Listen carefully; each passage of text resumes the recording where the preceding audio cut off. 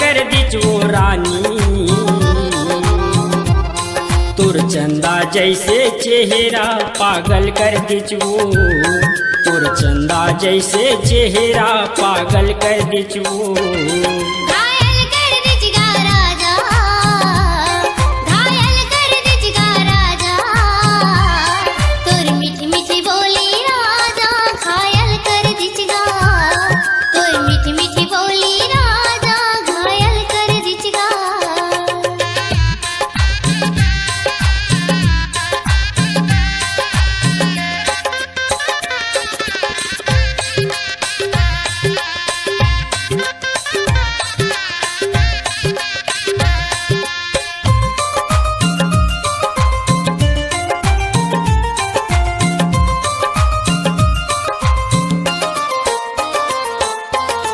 छाती लचीरे तोर नैना के बान, तेरे बैरी मोर ले डारे परान।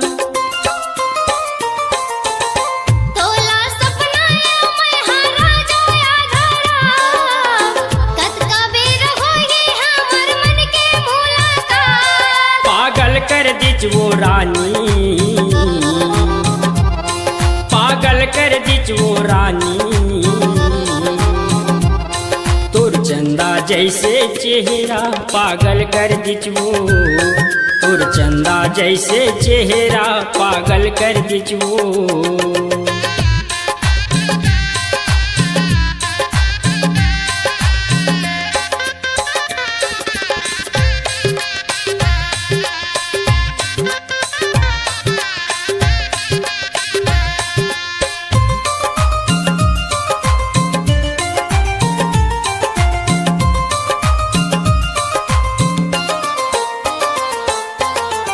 मोर माया के तैझन तोर बेआस, मोरे जिंदगी नहीं तो बन जाही तमाशा। मोर माया के राजा कर लेते विश्वास, नहीं छोड़ जिंदगी भर ना मोरो हवया। पागल कर दिचवो रानी, पागल कर दिचवो रानी, चंदा जैसे चेहरा पागल कर दिचवो, तुर चंदा जैसे चेहरा पागल कर दिचवो।